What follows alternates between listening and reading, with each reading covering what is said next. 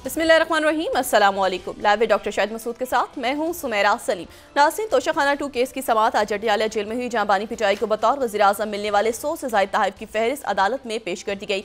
दूसरी जानिब हुकूमती और पिटाई मुज़ाकराती कमेटी का इजलास 2 जनवरी को तलब कर लिया गया है, जिसमें पिटाई मुज़ाकराती कमेटी मुतालबात की लिस्ट पेश करेगी। इसके अलावा भी दीगर मौज़ूआत पर आज हम गुफ्तगू करेंगे। स्टूडियो में हमारे साथ मौजूद है डॉक्टर शाहिद मसूद। अस्सलाम वालेकुम डॉक्टर साहब। डॉक्टर साहब, हुकूमती और पिटाई मुज़ाकराती कमेटी का इजलास 2 जनवरी को तलब कर लिया गया है। क्या ये मुज़ाकरात आगे बढ़ेंगे या मुस्बत कुछ दिखने में नजर आएगा? होगा कुछ ना कुछ, लेकिन मेरा ख्याल है कुछ ऐसा होगा जिसके नतीजे में ये जो पूरा सिस्टम है जी, जो बिल्कुल चौक हुआ है, जिसके नतीजे में मुल्क फंसा हुआ है बहुत सारे मसाइल के अंदर, तो ये उस स्टेटस को तोड़ेगा। जो भी यानी स्टेटस को जो या जो सिस्टम कह लें या जो भी ये पूरा अरेंजमेंट टाइप ये अल्टीमेटली उसको ब्रेक करेगा।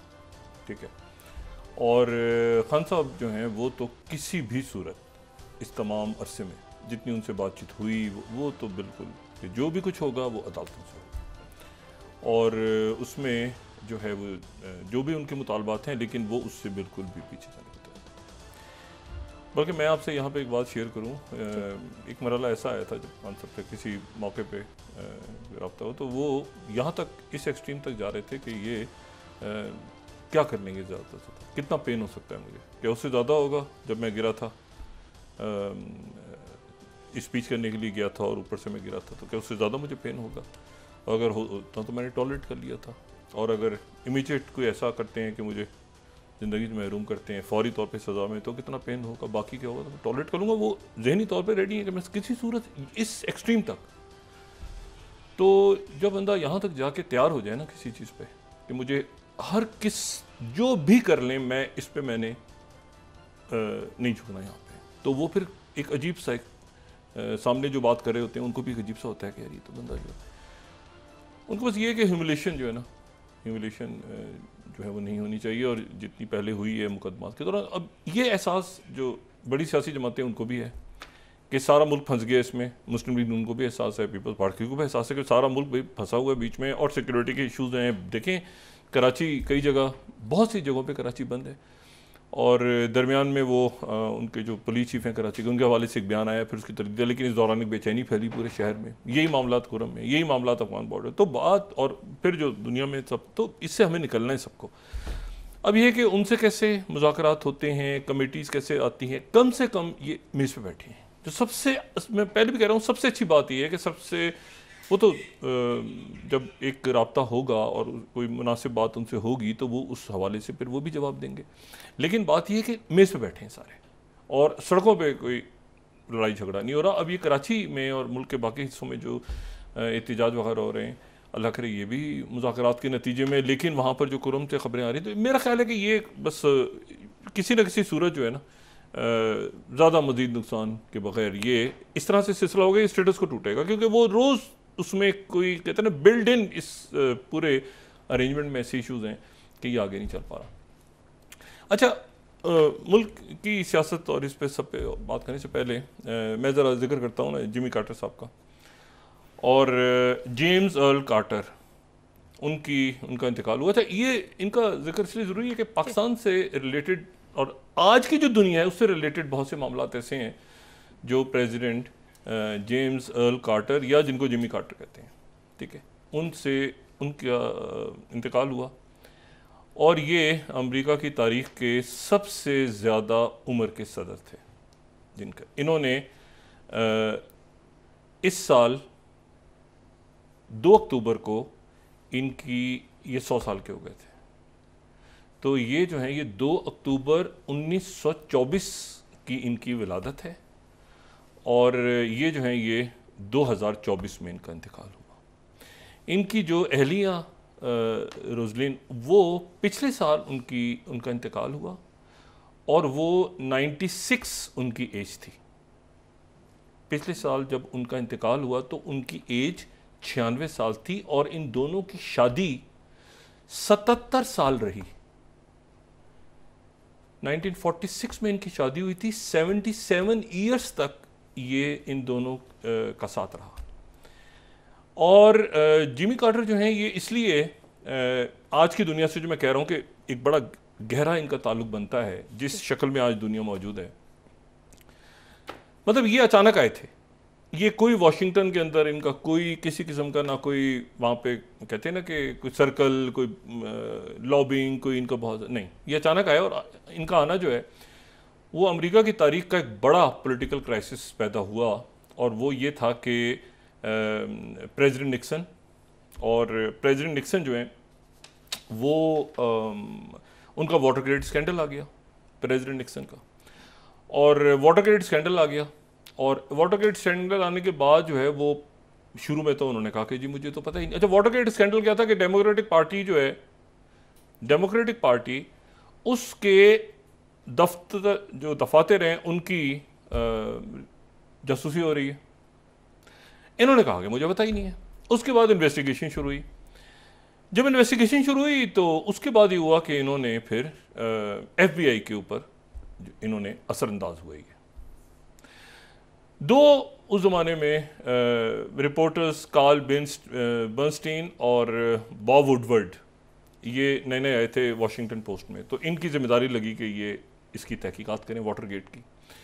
तो उन्होंने ये बॉब वुडवर्ड वो हैं जिन्होंने बाद में जो है वो बुश एट वॉर 2004 में प्लान ऑफ अटैक, फिर उसके बाद स्टेट ऑफ डिनाइल इनकी, और द वॉर विद इन, बड़े ज़बरदस्त हैं बॉब वुडवर्ड। तो ये उस वक्त रिपोर्ट कर रहे थे। इन्होंने फिर जो है, और फिर इसके बाद जब ये स्कैंडल पूरा हो गया ख़त्म, तो उसके बाद उनकी फिर एक फिल्म भी आई, ये जो है ना ऑल द प्रेसिडेंट्स मैन, ये किताब आई पहले 76 में, फिर ये इसकी फिल्म बनी। लेकिन किताब और फिल्म में ये था कि वो डीप थ्रोट जो इनका इन्फॉर्मर है उसका जिक्र था, एक सनसनी रही कई सालों तक, मेरे ख्याल से 30 साल तक कि वो डीप थ्रोट कौन है, डीप थ्रोट कौन है। फिर जाके 2005 में वो वैनिटी फेयर के अंदर आया कि ये बंदा असिस्टेंट डायरेक्टर जो FBI का, वो डीप थ्रोट है। तो वो ये बड़ी एक मिस्ट्री रही हमेशा। बहरहाल अब हुआ ये कि वो निक्सन जो है वो उन्होंने झूठ, उनकी इम्पीचमेंट शुरू हो गई, यानी मुआखज़ा शुरू हो गया। अभी हम काफ़ी इम्पीचमेंट डिस्कस करते रहे मुख्तलिफ प्रेसिडेंट्स की, खासतौर पर साउथ कोरिया की। जब इम्पीचमेंट शुरू हुई उनकी, तो वो आए और उन्होंने रिज़ाइन कर दिया, TV पे स्पीच की, और प्रेसिडेंट निक्सन उसके बाद रिज़ाइन कर गए। और रिज़ाइन करने के बाद जो है वो उनके जो नायब सदर थे वो सदर बन गए। नायब सदर थे उनके जेरड फोर्ड, वो सदर बन गए। और सदर बनने के बाद उन्होंने जो इम्पीच किया हुआ था वो, यानी जिसकी जगह वो आए थे, तो जेरड फोर्ड ने उनको माफ़ कर दिया निक्सन को सदर बनते ही, कि भाई मैं तो माफ़ करता हूँ, इम्पीच है, लेकिन मेरे पास इख्तियार है सदारती। अब अमेरिका बहुत बेजार हो चुका था उस वक्त की करप्ट लीडरशिप से। अमेरिकन्स बहुत बेजार हो चुके थे कि ये झूठे हैं, ये हमें धोखा देते हैं, ये इनके FBI के लोग उधर घुस गए। मतलब एक जो है ना बहुत बड़ा कि वो प्रेसिडेंट झूठ बोल रहा है, वो FBI पे असरअंदाज हो। तो अमेरिका के अंदर एक बहुत ये था कि यार ये जो है ना पॉलिटिशियंस, ये टोटल जो है ना ये झूठे हैं, और वाइट हाउस से भी झूठ बोला जा रहा है, और ये किया। तो बहुत उसमें ये हुआ कि फिर ये जॉर्जिया के गवर्नर के तौर पे ये इलेक्ट हुए थे। तो ये जो सामने जो डेमोक्रेटिक पार्टी थी, यानी वो पार्टी जिसके ऑफिस के ऊपर निक्सन साहब जो हैं वो फ़ोन टैप करवा रहे थे, तो डेमोक्रेटिक पार्टी ने फिर इनका नाम नॉमिनेट किया। तो जो इलेक्शन हुआ उस इलेक्शन में 76 का जो इलेक्शन था, उस इलेक्शन में इनका मुकाबला हुआ जेरड फोर्ड के साथ। जेरड फोर्ड जो है वो जो कि सदर बने थे निक्सन के बाद, उनका इनके साथ मुकाबला हुआ। और ये जो है ये 240 और 296 ये इलेक्टोरल कॉलेज जो है, इसके साथ ये अगर हम 8th स्लाइड देखें 76 का इलेक्शन, तो 297 और 240, तो ये एक मार्जिन से ये सामने आ गए। निक्सन साहब जो हैं ये रिज़ाइन करके गए। तो ये बड़ी एक इंटरेस्टिंग 7 अगर हम देखें उस ज़माने के न्यूज़पेपर्स, तो अब इस स्टोरी को पढ़ने का आपको बड़ा अच्छा। पहले उन्होंने कहा, दी वॉशिंगटन पोस्ट अगर 6 देखें, पहले उन्होंने कहा किसी सूरत में इस्तीफ़ा नहीं दूंगा, किसी सूरत, क्योंकि कॉल्स आ रही थी कि जी आप इम्पीचमेंट होगी, इम्पीचमेंट होगी। उन्होंने कहा इस्तीफ़ा नहीं दूंगा। फिर ये हो गया कि निक्सन रिज़ाइन 7th। अच्छा, रिज़ाइन किया, और साथ ही फिर ये जब वाटरगेट की इन्वेस्टिगेशन शुरू हुई, तो ये सेनेट ने फिर उसके बाद, अच्छा ये दो के नाम आ रहे हैं ना, बॉब वुडवर्ड और कार्ल बर्नस्टीन, ये दो के नाम आ रहे हैं तो ये दोनों इस स्टोरी को, जो सेकंड अगर हम दिखाएं इसमें, तो ये दोनों इस स्टोरी को ये दोनों फॉलो कर रहे थे इस स्टोरी को। तो ये छोटा सा, आपको छोटा सा नाम ऊपर नजर आएगा, बाय बॉब वुडवर्ड, ये ठीक है, ये जो कि जिनकी स्टोरी है।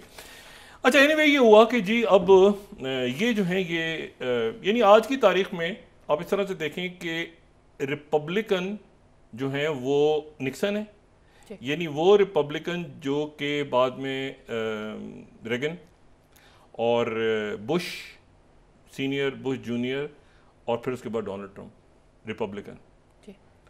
अच्छा, सामने जो डेमोक्रेट खड़े हुए वो जिमी कार्टर थे, ठीक है, वो जिमी कार्टर जो कि बाद में हमें Bill Clinton, Barack Obama, Biden, ये ठीक है, ये वो चेन है। जिमी कार्टर उस तरफ है, यानी बाइडन पार्टी है, और जो ट्रंप पार्टी है वो जो है वो निक्सन पार्टी, इस तरह से ले लें इसको अगर आज के हालात से। अब जनाब ये हुआ कि इलेक्शन हुआ, ये आ गए। अच्छा, अमेरिका में बड़ी इनसे उम्मीदें थी। 2-3 काम इन्होंने ऐसे किए जो कि तारीख में जो आज तक जिनकी धमक सुनाई देती है। एक तो इन्होंने कैंप डेविड 11 दिन तक जो है वो अनवर सादात, इजिप्ट के प्रेसिडेंट अनवर सादात और इसराइल के प्रेसिडेंट, उनके 11 दिन तक मुज़ाकरात हुए। उसके बाद वो 78 के अंदर वो एकट साइन हुआ और 81 में अनवर सादात को फिर वहाँ पे कत्ल कर दिया गया, कायरा में जब वो परेड में थे। लेकिन वो जो कैंप डेविड एग्रीमेंट इनके दौर में हुआ। लेकिन उससे ज़्यादा जो एक मुझे इस वक्त जब इनकी बायोग्राफी देखें ना, तो एक और चीज़ ज़्यादा शायद आज के दिनों में आपको अपील करती है और शायद आने वाले दिनों में मज़ीद करे, और वो ये है कि अगर हम 11th स्लाइड दिखाएं, यहाँ पे दिखा सकें, तो ये हुआ कि इनके दौर में जो है एक और काम ये हुआ जो आने वाले दिनों में मज़ीद डिस्कस होगा, और वो ये होगा कि इन्होंने अपने दौर में जो पैनामा कैनाल है, जिसको ट्रंप कह रहे हैं कि मैं वापस लूँगा, वो एग्रीमेंट इन्होंने किया, और जो पैनामा कैनाल थी वो इन्होंने हैंड ओवर कर दी पैनामा के। और ये 77 अगर मैं न्यूयॉर्क टाइम्स हम दिखा सकें, ये न्यूयॉर्क टाइम्स है अक्टूबर 77 का। तो कार्टर और जिमी कार्टर और टोरी जोस, ये उमार टोरी जोस, ये जनरल वहाँ पे कमांडर उनके पनामा के आर्म्ड फोर्सेस के, इनके दरमियान ये US right to defend the canal, और फिर उसके बाद ये जो है ये वो एग्रीमेंट है जो उस वक्त हुआ। और इस एग्रीमेंट को आप पढ़ें तो आपको पता चलता है कि सब कमेटियों में पैनामा, तो ये दूसरा बड़ा काम ऐसा हुआ कि जिसके नतीजे में पैनामा कैनाल जो है वो अमेरिका ने कह दिया पैनामा से आप इसको देखेंगे, डिफेंड अमेरिका करेगा, हमला हुआ, लेकिन आप देखेंगे तो ये इनके दौर में हुआ, जिसको आज भी वो कह रहे हैं ना कि ट्रंप हम यानी आपकी हिस्ट्री वहाँ से नहीं हुई। तीसरी बात इंपॉर्टेंट, पहली दफ़ा हुकूमत का शटडाउन, इंटरनल क्राइसिस, इकॉनमी, मईशत, प्रॉब्लम्स मुल्क के अंदर, बहुत ज़्यादा लोग बेचैन कि भाई ये तो नया बंदा है, सारे मसाइल हल करेगा, ये तो बहुत पसंद करते थे लोग, ठीक है ना, मतलब बहुत पसंद करते थे कि थोड़े दिनों बाद लोगों ने कहा कि कोई तो ये तो मसाइल ख़त्म नहीं हो रहे, और ये जो है ये उसको दूर करने की कोशिश करते रहे। लेकिन ये सॉफ्ट स्पोकन, बहुत ही जैसे होता है ना धीमे मिजाज के, ठंडे मिजाज के, कोई मतलब बहुत ही इनकी पर्सनैलिटी जो है ना वो आज के पॉलिटिशियंस को आप देखें दुनिया में तो आपको आप कहते हैं बहुत ही एक रीजन की वॉइस थी। अच्छा, लेकिन अब हुआ क्या, हुए कि 3-4 वाक़यात इनके दौर में ऐसे हुए कि जिससे इनकी पूरी एक वो तलपट हो गया पूरा सिस्टम इनका अपना। एक तो ये हुआ, अच्छा ये वहाँ पे इलेक्ट होकर आते हैं, तो ये वो 77 का साल है जो पाकिस्तान में यानी जनवरी में ये ऑफिस संभालते हैं, तो यहाँ पे 5 जुलाई मार्शाल्लाह पाकिस्तान में लगता है, ठीक है, चंद महीनों के बाद यहाँ माशाल्लाह लगता है, भुट्टो साहब हटते हैं, और इन्हीं के टेन्योर में फिर फांसी भी होती है। दूसरा ये होता है कि इन्हीं के टेन्योर में फिर अफ़गानिस्तान के अंदर जो है सोवियत फ़ौजें दाखिल होती हैं, और अमेरिका और पाकिस्तान का एक अलायंस बनता है, और वो अगेंस्ट सोवियत यूनियन, तो ये उसको अप्रूव करते हैं। लेकिन एक चीज़ जो बड़ी इनके ख्याल में भी नहीं थी कहीं, वो ये होता है कि ईरान में तख्ता उल्टा जाता है, और इनकी असेसमेंट ये होती है कि शाह ईरान को मुबारकबाद दे रहे हैं कि कैसे हो भाई, खैरियत से हो, ठीक ठाक हो, मज़ेदार, तुम क्या लीडर हो, तो थोड़े दिनों के बाद पता चलता है कि वो असेसमेंट ही गलत थी CIA की, और वहाँ पे जो आयतुल्लाह ख़ुमैनी आते हैं और ईरान का इनकलाब आ जाता है। ईरान का इनकलाब आता है, और साथ ही वो जो सफारत खाना है उस पर तलबा धावा बोलते हैं और वहाँ से वो 52 लोगों को, अमेरिकन डिप्लोमेट्स को और शहरियों को वहाँ से यरगमाल बना लेते हैं तेहरान के अंदर। तेहरान में जो अमेरिकन सफारत खान है। अब जनाब जिमी कार्टर बैठे हैं, इनको नहीं समझ में आ रहा कि प्रेसिडेंट हैं और वहाँ पर यरगमाल बना लिए। तो पहले तो ये टॉक्स वगैरह की कोशिश करते हैं, वो सारी बातें पहले भी डिस्कस कर चुके हैं और उसके, लेकिन फिर तो ये कहते हैं कि उनको छुड़ाया जाए ऑपरेशन करके, ईगल क्लॉ ऑपरेशन जो है, जिसमें 2 हेलीकॉप्टर भी गिर गए और 7-8 लोग अमेरिका के मारे जाते हैं। तो वो ऑपरेशन भी इनके गले पड़ जाता है बहुत ज़्यादा और यरगमाली भी नहीं छोड़े जाते। तो ये उसके बाद एक बहुत बड़े एक क्योस में आ जाते हैं और उस क्योस में ज़ाहिर है कि सामने से फिर दोबारा जो है वो रिपब्लिकन पार्टी सामने से उठती है और इनके मुकाबले पे आ जाती है और इनके मुकाबले पे फिर जो कैलिफोर्निया गवर्नर रेगन इनके मुकाबले पे आते हैं और ये इलेक्शन लूज़ कर जाते हैं। इलेक्शन 1980 का इलेक्शन ये लूज़ कर जाते हैं, हार जाते हैं प्रेसिडेंट रेगन से। ये दूसरे प्रेसिडेंट बनते हैं लाइन से जो प्रेसिडेंट है और इलेक्शन हार रहा है। यानी पहले जेरल्ड फोर्ड इन्होंने हरा दिया, फिर उसके बाद इनको रेगन ने हरा दिया, तो दोबारा जो है वो रिपब्लिकन आ गए। और उसके बाद कहते हैं ना कि वो ज़ख्मों पे नमक छिड़कना। जिस दिन उनकी तकरीब थी, हल्फ बर्दारी की तकरीब हो रही थी, उस दिन ईरान ने वो सारी यरगमाली छोड़ दी।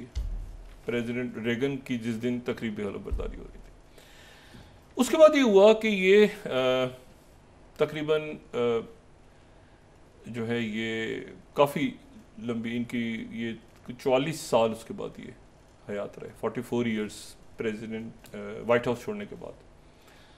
और ये जो है ये इनका कार्टर इंस्टीट्यूट या कार्टर सेंटर जो है, जो भी इनका बना, वो उसमें बहुत इन्वॉल्व हुए। फिर ये सारी दुनिया में जो है इन्होंने शायद वाइट हाउस में इतने कामयाब नहीं रहे, वाइट हाउस से निकल के ये ज़्यादा कामयाब हुए, ज़्यादा मतलब बहुत ज़्यादा जो है पीस के ऊपर बातचीत। इनको कैंप डेविड की वजह से नोबेल प्राइज़ भी मिल गया था और ये उस प्रेसिडेंट के ऊपर बड़ी तनकीद करते थे। दूसरा प्रेसिडेंट जिसको नोबेल प्राइज़ मिला यानी बराक ओबामा, उसके ये नकात थे बहुत बड़े कि ये ड्रोन्स अटैक्स और ये वॉर सारी जो चल रही है उसमें बड़े शदीद नकात थे कि इस आदमी को कैसे मिल गया जो है ये पीस प्राइज़। हालांकि ये उसी पार्टी के थे जिसके बराक ओबामा थे। ये बुश के ऊपर भी तनकीद करते थे, बुश तो नहीं दूसरी पार्टी के थे, लेकिन बराक ओबामा के ऊपर भी करते थे। तो इन्होंने जो है ये पीस की बात करते रहे, लेकिन फिर उसके बाद जो है वो एक मामला ऐसा आया जो मैं फिर कह रहा हूँ कि आज की दुनिया से इनका जो आपको मिलता है। इन्होंने करवाया था इजिप्ट के साथ कैंप डेविड, लेकिन फिर ये हुआ कि इनके साथ इनकी मुलाकात हुई 2008-9 में इनकी मुलाकात हुई हमास खालिद मिशाल से। और खालिद मिशाल से जब इनकी मुलाकात हुई, हमास की लीडरशिप, गालिबन उस मुलाकात में इस्माइल हानिया भी थे। इनकी जो मुलाकात हुई उसमें, तो उस मुलाकात के अंदर जो है इन्होंने उस मुलाकात के बाद ये कहा, क्योंकि हमास की लीडरशिप ने इनको बताया कि हमास क्यों बनी है, क्योंकि आपने 79 में ही करवाया था और आपने ये कहा था कि ऐसे होगा ऐसे होगा ऐसे होगा, तो हम जो बने हैं हम आपके उस मुआहदे के तोड़े जाने का नतीजा हैं। ये कन्विंस हो गए जिमी कार्टर, और इन्होंने जो है वो ये मुतालबा कर दिया। ये मैं यहाँ पे कोट कर रहा हूँ मुलाकात की खबर, ये 2008 में इनकी मीटिंग हुई। Jimmy Carter meets with Hamas leader 5th, reference के लिए किसी ने देखना हो। उसके बाद ये हुआ कि इनकी ये जो है ये इन्होंने ये इस्माइल हानिया के साथ भी और खालिद मिशाल के साथ भी, और बल्कि एक जो है वो जो मेरा इस्माइल हानिया के साथ जो इंटरव्यू है इसी में व्यूज़ और न्यूज़ में ही, उसमें इस्माइल हानिया ने मेंशन भी किया। मैं उस दूसरे चैनल में था, अगर वहाँ से मिलता है कभी आर्काइव तो मैं प्ले करूँगा। तो उसमें इस्माइल हानिया ने ख़ास तौर पे कहा कि अमेरिका की बात ना करें, उनके तो जिमी कार्टर हमें तस्लीम करते हैं। तो इसका जवाब उन्होंने ये दिया था।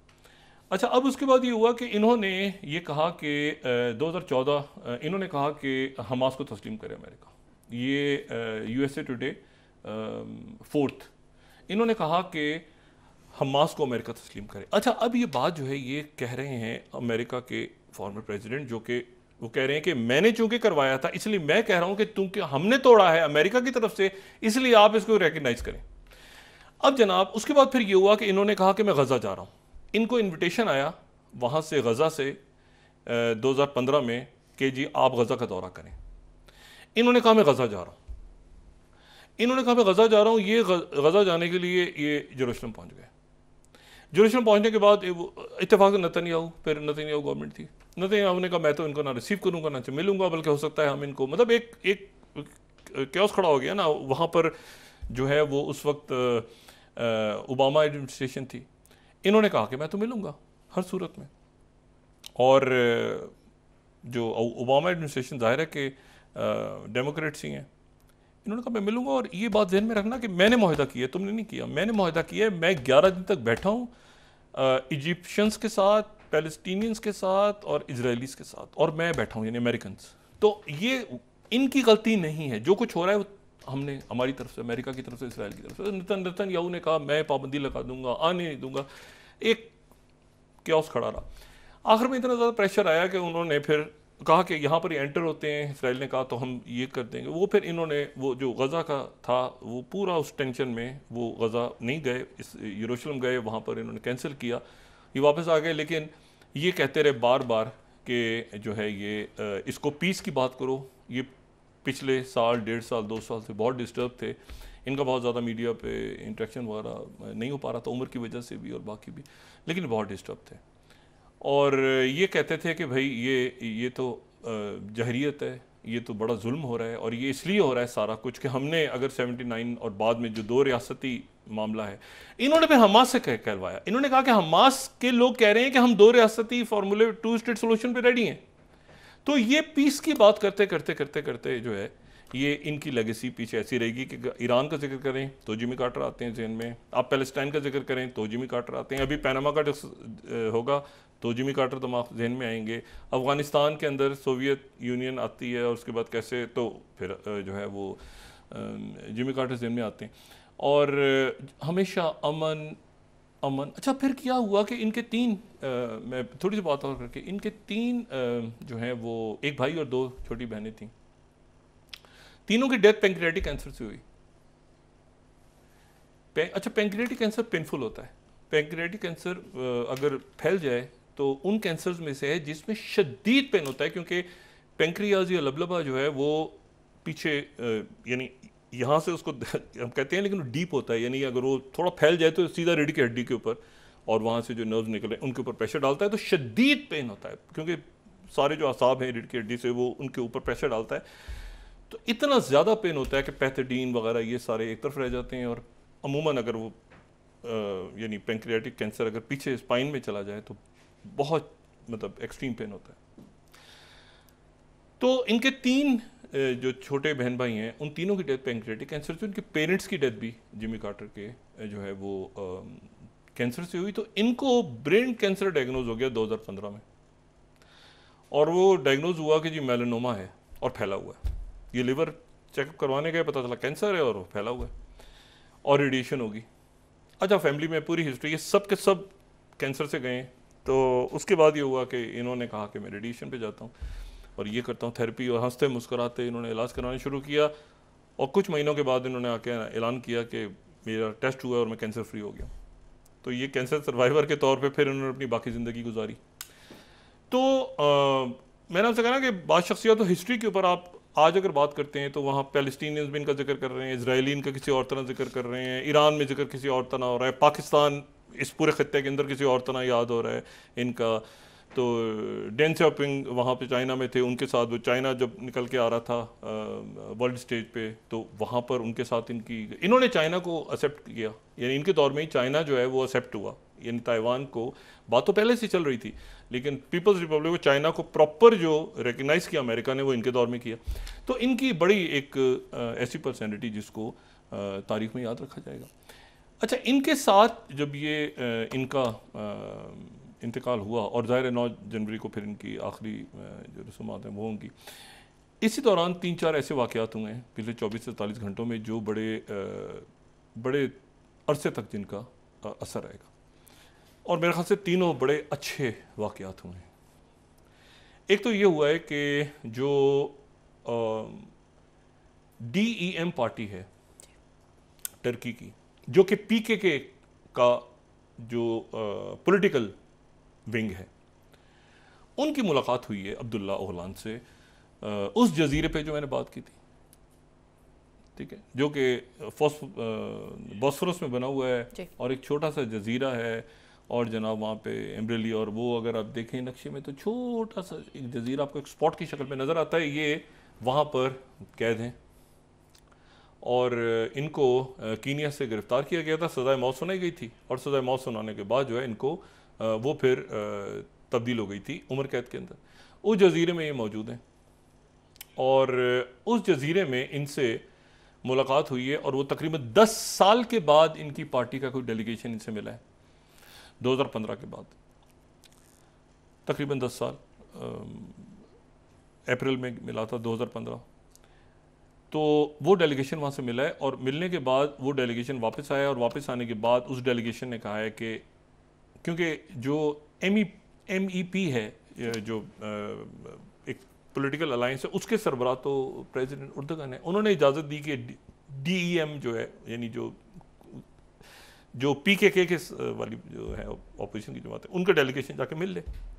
वो मिला, बाहर आया तो उन्होंने कहा कि ये अब्दुल्ला ओगलान को कहें कि PKK को ख़त्म करें, अपनी पार्लियामेंट के अंदर आएँ और पॉलिटिकल वॉइस अपनी यहाँ रेज़ करें और हथियार फेंकें, जितने कुर्द हैं वो हमें सपोर्ट करें, यानी वो टर्की के हैं, टर्की उनके साथ है, और एक पीसफुल एग्रीमेंट की तरफ आगे बढ़े। अब जो डेलीगेशन बाहर आया है, तो उस डेलीगेशन ने आके कहा है कि खुशाइंद, यानी खुशाइंद बात है, और उन्होंने जो बात की है, टर्की ने उसको, टर्की की तरफ से उसको बहुत मुस्बत कहा गया है। इसका मतलब ये हुआ कि, और मैं यहाँ पे डेली सुबह कोट कर रहा हूँ, 18th Turkey welcome gelled PKK support for terror free push. 18th slide हम कोट कर दें तो हमें ज़रा अब ये जो बात है ना, ये बहुत बड़ी बात है कि टर्की ने वेलकम किया है जेल्ड PKK लीडर की support for terror free push, यानी शुरू हो गई बात कि भाई हथियार फेंकने, साथ मिलना है और साथ मिलकर हमने आगे बढ़ना है। जाहिर है कि इसकी कोई ना कोई ब्रीफ, वो जेल में है अब्दुल्ला ओगलान, तो उन तक भी होगी, फिर यहाँ से डेलीगेशन गया, तो टर्की जो है ये एक बड़ी सक्सेस हुई है कि PKK और टर्की के दरमियान जो है एक सुलह की तरफ मामला जा रहा है, जिसके नतीजे में PKK वाले जो हैं वो असला फेंकते हैं।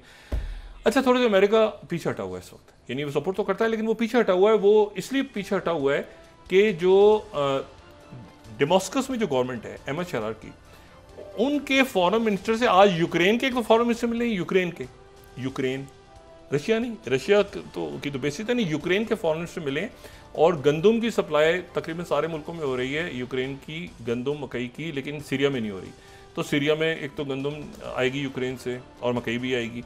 दूसरी बात यह है कि मतलब वो ये रशिया यूक्रेन जंग से हटके, यानी एक डिप्लोमेटिक ताल्लुक जैसे भी यूक्रेन आगे जाए, यूक्रेन जो है वो नेटो से अब कह रहा है कि हमारी सुलह करा दो पुतिन से, आगे पीछे सिक्योरिटी हमें दो, हम नेटो में नहीं जाएंगे वगैरह वगैरह, वो प्रेसिडेंट ट्रंप का वेट हो रहा है। और उन्होंने एड भी दे दी, जाते जाते आज बाइडेन ने बहुत बड़ी एड अनाउंस कर दी, उसमें वक्फा ले मैं उसके बाद आता हूँ। लेकिन मैं सिर्फ आपसे ये कहूँ कि सऊदी अरेबिया जो है, जो नई डेमास्कस में जो नया अरेंजमेंट आया है, जो कह रहे हैं कि 4 साल तक रहेगा, अहमद शरार ने कहा है कि 4 साल तक रहेगा। उनके फॉरेन मिनिस्टर को सऊदी अरेबिया ने आज इन्वाइट किया है, ऑफिशियली वो सऊदी अरेबिया आ रहे हैं। जो यूक्रेन है वो इधर मिला है आके। प्लेन क्रैश होना शुरू हो गए हैं कुछ ज़्यादा। साउथ कोरिया का जो प्लेन क्रैश हुआ है, आप वक्फा लें, उसके बाद ब्रेक के बाद डिस्कस करते हैं कि वहाँ पे क्या हुआ है। जी नाज़रीन, वापस आते हैं एक छोटे से ब्रेक के बाद।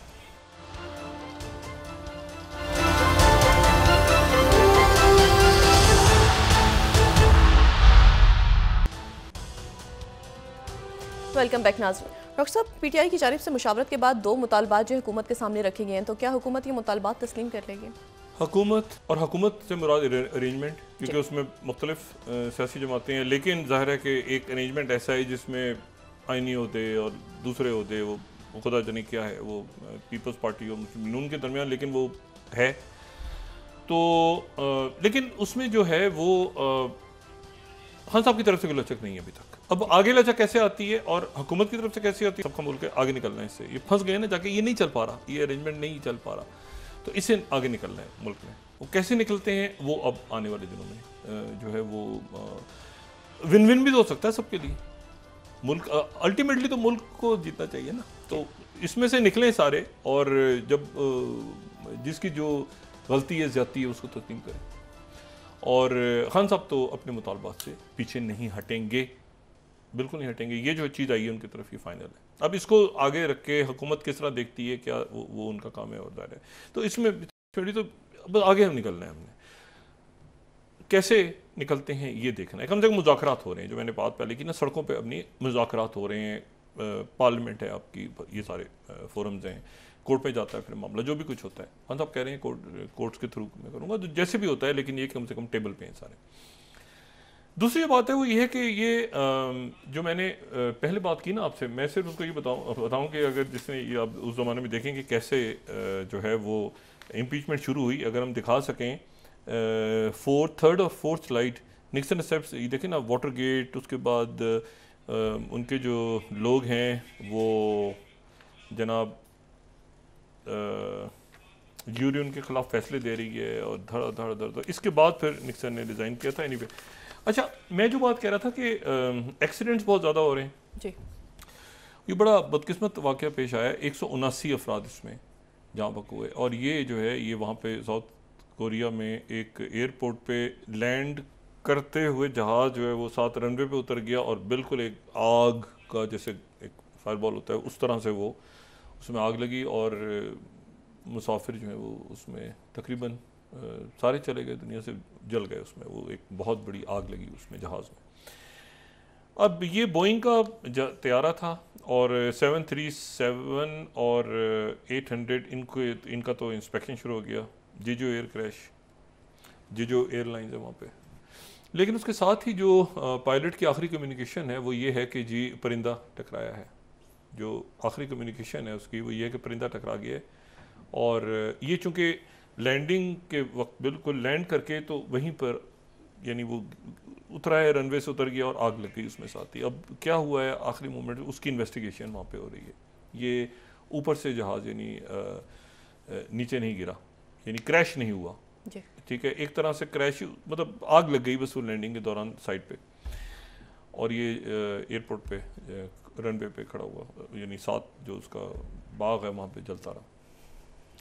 अब यह है कि वहाँ पे ये 2 क्रैशेस हुए हैं। एक वो हुआ है जो पिछले दिनों अज़रबैजान का प्लेन जो ग्रोजनी जा रहा था, ग्रोजनी से वो डाइवर्ट होने काज़ाकिस्तान की तरफ गया और वापस मुड़ा क्रैश हो गया। उसके ऊपर रशिया ने माजरत नहीं की।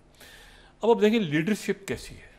अब अज़रबैजान की जो प्रेसिडेंट हैं, अज़रबैजान के प्रेसिडेंट ने वो जो बात रशिया ने की थी प्रेसिडेंट पुतिन ने कि हाँ ऐसे हुआ ये वाक़या पेश आया, उन्होंने प्रेसिडेंट पुतिन से फ़ोन पे बात की, अज़रबैजान और रशिया। अब ये इतना इनका आपस में कनेक्शन है सब मुल्कों का कि अज़रबैजान, आर्मीनिया, रशिया, CIS रियासतें, टर्की, मतलब ये सारे इनके प्रेसिडेंट ने बात की प्रेसिडेंट पुतिन से और कहा कि जी नहीं, 2-3 बातें। पहली बात तो ये है कि आप माफ़ी मांगेंगे, ये जो आपका जो रडार सिस्टम है ये उस वक्त ठीक है, यूक्रेन से मिसाइल्स आ रहे थे, आपका सिस्टम जो है फाल था, लेकिन आप अपॉलॉजी रशिया मांगेगा। दूसरी बात अपना गिल्ट तस्लीम करेंगे, आपके हमसे गलती हुई है, माफ़ी मांगेंगे, तस्लीम करेंगे अपनी गलती, और साथ ही आप जो हैं वो जितने लोग जानों से गए हैं या ज़ख्मी हैं उन सब का मुआवजा आप देंगे, माफ़ी मांगेंगे।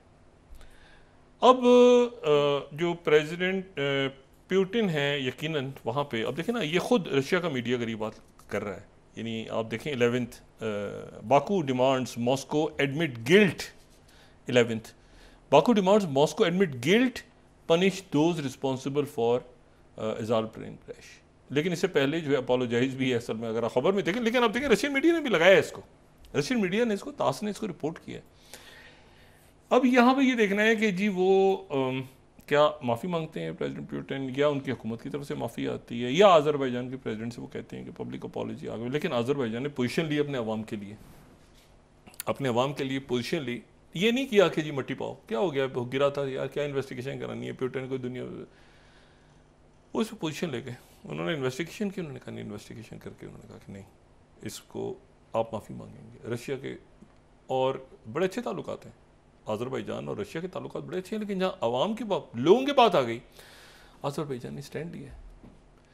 अच्छा, अब मैं आपसे जो बात कह रहा हूँ ना कि इसको आराम से आज़रबाईजान एक साइड पे रख सकता था कि नहीं, उन्होंने कहा नहीं, लोग हैं, पब्लिक में चूंकि चीज़ आ गई है, अब इससे कम बात नहीं होगी। ये लीडरशिप्स हैं पूरी दुनिया में इस वक्त, ये पूरी दुनिया में इस तरह से लीडरशिप बात कर रही है एक दूसरे के साथ, डिप्लोमेसी भी हो रही है, जहाँ पे सख्त बात करनी है सख्त बात हो रही है। मैंने आपसे कहा ना ये टर्किया कहाँ से, आप देखें ना, ये पूरा टर्किया ने ये था कि पीकेके को ये होगा, वैसे होगा, तैसे होगा, वो पीकेके के साथ भी गुफ्तगू शुरू कर दी प्रेसिडेंट उर्दुगान, लीडरशिप।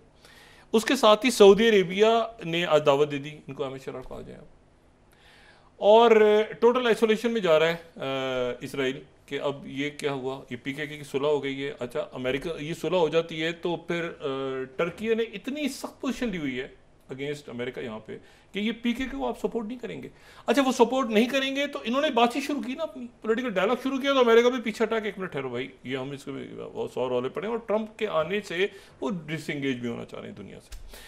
ये जो आया है ना, जो कि अमेरिका डेट में जा रहा है और इतने बिलियंस का, इलॉन मस्क ने स्टेटमेंट दी है, उनका जो गवर्नमेंट डिपार्टमेंट गवर्नमेंट जो DOGE मैं कहता हूँ जिसको, डॉज कॉइन, और उन्होंने कहा है कि जी ये इसलिए दिया है उन्होंने कि इसमें इतनी ज़्यादा जो है वो अमेरिका खुद क्राइसिस में है। अब जो बात चल रही है वहाँ पर कि जी वीज़ा किसको देना है, इमिग्रेंट सारे, तो इस दौरान उन्होंने कहा कि इतना क्राइसिस है, हमें अपनी कॉस्ट कटिंग करनी होगी, 400 से 100 पे डिपार्टमेंट्स को ले जाना होगा सारा। और साथ ही उन्होंने एक और बात की आज इलॉन मस्क ने, एक उन्होंने कहा है कि उन्होंने उनके डिपार्टमेंट की तरफ से आज बात हुई है, ये बड़ी इंपॉर्टेंट है, यूक्रेन को जितनी एड गई है ओबामा दौर में और बाइडेन दौर में, उसका ऑडिट होगा। जितनी एड दी गई है यूक्रेन को बाइडेन, और आज भी अनाउंस कर दी है जो बाइडेन ज़मीन आज भी, लेकिन उन्होंने कहा जितनी ओबामा दौर में और बाइडेन दौर में यूक्रेन को एड गई है उसका ऑडिट होगा, और ये देखा जाएगा कि कौन से करप्ट लोग हैं जिन्होंने पैसा खाया बीच में, चाहे वो यूक्रेन की साइड हो, चाहे इधर हो, चाहे तो दूसरे हो, उनके हम पीछे जाएंगे, और मैं पता है कहाँ पे पैसा खाया, कहाँ पड़ा हुआ है, किन बैंकों में कौन से लोग हैं। अब इशू ये है कि ये वहाँ पर, और ये इसलिए करना ज़रूरी है।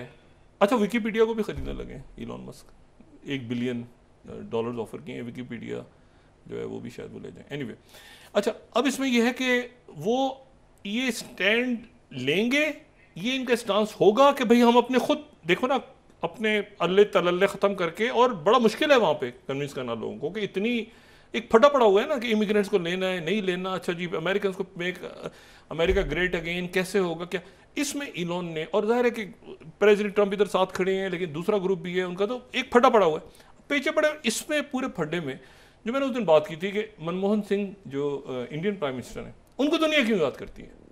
जब वो मिले, ये सारी बात जो उन पे एलिगेशन लगे थे करप्शन के इसके साथ, उसकी वजह ये हुई थी कि मैं उनको देखा हुआ था, मैं कभी कई दफ़ा ऐसा हुआ कि इसमें डिस्कस होता है ना, क्या हम कई बार अंबानी ये वो हम डिस्कस करते हैं ना करप्शन, ये जो मनमोहन सिंह के जो उनके ऊपर जब आया ये मामला, तो मैंने उसे तस्लीम ही नहीं किया कि ये हो सकता है, ठीक हो सकता है कोई स्कैंडल्स कोई गड़बड़, लेकिन as a person Manmohan Singh जो है वो इतने, और देखिए आप रिफॉर्म्स कर गया वो, यानी एक होता है ना, आप कुछ लोग आपको याद रखते हैं कि एक मिनट ठहरो यार, वो ये इंडिया ऐसे कैसे हो गया था, इतना ज़्यादा कर्जा था दुनिया का, इतना ज़्यादा इकोनॉमी, ये वो अभी भी 100% तो कई चीज़ें ठीक नहीं होती, लेकिन होती डायरेक्शन चेंज होती है।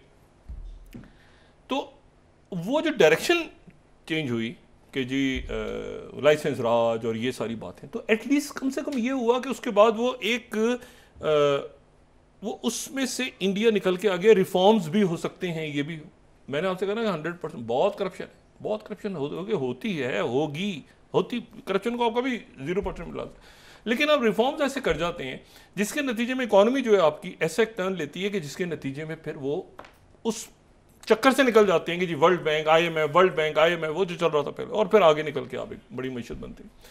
तो ये जो काम है ये लीडर्स का होता है, और इसलिए मनमोहन सिंह जो हैं उनको, इसलिए नहीं कि वो एक तो उनकी पसंद, एक तो एज शख्सियत, जिमी कार्टर को देखें और इनको देखें तो आपको ये नज़र आएगा कि बिल्कुल धीमे आराम से बात करना, तरीके से बात करना कोई, और दूसरी जो बात है वो ये है कि ये कुछ ऐसा कर गए, देखें जिमी कार्टर के साथ वो बाहर के इश्यूज खड़े हो गए, मुल्क के अंदर हो सकता है वो ऑयल के क्राइसिस आ गया 79, तो बहुत कुछ हुआ। लेकिन यह है कि ये उसके बाद उनकी जो लाइफ रही थ्रू आउट जिमी कार्टर की, तो वो हमेशा पीस की बात करते रहे। इसी तरह ये जो है मनमोहन सिंह, ये भी बात करते रहे पीस की और रिफॉर्म्स की, और जहाँ पर बिला ज़रूरत कोई नहीं पहुँच जाए हर जगह बात करें। तो ये वो लोग हैं। तो जाते जाते ये साल तो जा रहा है, बहुत सी अपनी अच्छी यादें, बहुत सी अपनी नाखुशगवार यादें ये छोड़ के जा रहा है। लेकिन अगर कुछ देर हो तो मैं बात कंटिन्यू करूं या कल इसको जारी रखते हैं? अच्छा, मैं सिर्फ आपको एक बात कहूं कि साल के अख्ताम पे सबसे ज़्यादा मैं सिर्फ एक बात ही कहूँ कि सेल्फ ऑडिट की ज़रूरत है। सेल्फ ऑडिट से मुराद ये है कि क्या चीज़ अच्छी हुई और क्या चीज़ ख़राब हुई। कुछ चीज़ें हैं जो हमारे हाथ में नहीं हैं, हमारी सेहत, हमारा आसपास का हिजान, महंगाई हो रही है, बीमारियां फैली हुई हैं, लड़ाई झगड़े, कुछ चीज़ें हैं जो हमारे हाथ में नहीं हैं। तो वो उनको होने दें, उसमें सकिन ना हो जाए, अपने आप को अलग रखें उनसे, अपने आप को फोकस रखें। अगर आप उसमें सकिन हो गए और पूरा साल आपका गुजर गया इसमें मैं क्या करूं, वहाँ तो ये हड़ताल थी, वहाँ तो ये था, वहाँ तो ऐसे था, वहाँ जो चीज़ें आपके हाथ में नहीं, हड़ताल होना ना होना आपके हाथ में नहीं है, उसमें अगर आप अपने आप को उसमें आप डूब जाएंगे। या मैं तो वहाँ जाता हूँ, मेरे तो देखें रिश्ता, मेरे घर में लड़ाई हो रही है, मेरे जहाँ पे मैं काम जॉब करता हूँ वहाँ पे लड़ाई हो रही है, लोग ऐसे हैं, टॉक्सिक हैं, फलान दिमाग। अगर आप उसमें सकिन हो गए, आपने अब डिटैच करना है। आपकी सबसे पहली प्रायोरिटी होना चाहिए आप खुद अपने आप को डिटैच करें, बजाय कि उसमें सकिन हो जाएं कि उसी के अंदर आप पूरा साल आपने गुजार दिया कि मैं क्या करता, हड़ताल थी, मैं क्या करता, वो पड़ोसी ऐसे थे, घर पे ये हो रहा था, ये हो रहा था, मैं पूरा साल मेरा गुजर गया, आखिर में नहीं। आपने अलग अपने आप को करना है और ये देखना है कि कौन सी जगह ऐसी लाजमी है जहां पर आपको बहुत ज़्यादा इन्वॉल्व होने की ज़रूरत है। और सुनो यार, अरे वो देखो उसके साथ प्रॉब्लम है कि अरे मैं तो उसमें लग गया, अच्छा मैं तो उसमें लग गई, नहीं, अपने आप को डिटैच करें। आप बहुत से ऐसे लोग हैं जिनके साथ आप अपने आप को उसमें सकिन हो जाते हैं, उनके इश्यूज़ में।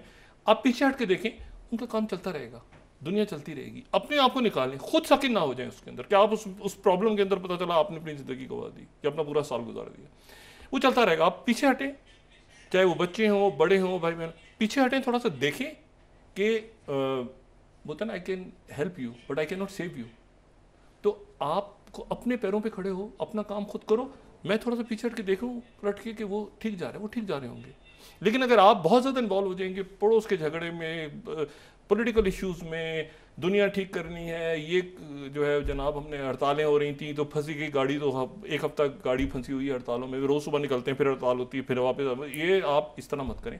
अपने आप को अलग करें और जो चीज़ आप कर सकते हैं, लाजमी तौर पे बहुत सी चीज़ें हैं जो आप कर सकते हैं, जो चीज़ें आप कर सकते हैं वो करें। जिन पे आपका कंट्रोल नहीं है उनको छोड़ दें। उस चक्कर में ये आप साल के आखिर में, अगला साल जब शुरू हो इंशाल्लाह, या ये साल के आखिर में ये मत कहें कि ये चूंकि हो रहा था इसलिए मैं नहीं कर सकता। नहीं, आप कर सकते थे, आप खुद उसमें फंस गए। अपने आप को बाहर लाएं, फोकस करें, कंसंट्रेट करें उन कामों पे जो आप कर सकते हैं, क्योंकि वक्त जो है वो वक्त का धारा तेजी से गुजर रहा होता है और ये कोई वजह नहीं होती कि हम क्या करते, यहाँ तो ये हो रहा था, यहाँ तो ये हो रहा था, यहाँ तो ये हो रहा था। जो मैंने कल भी बात की थी कि दुनिया भर में जब हिजान होता है तो उसके दौरान लोग आगे निकलते हैं ना, काम करते हैं, उनमें बने, उनमें शामिल। जी, बहुत शुक्रिया डॉक्टर साहब। नाज़रीन, के साथ ही आज का प्रोग्राम अपने अख्ताम को पहुंचा। मुझे सुमेरा सलीम को इजाज़त दीजिए। अल्लाह ने के बाद जी डॉक्टर साहब, अपने दोस्तों रिश्तेदारों को के लोगों का सब ख्याल रखिएगा।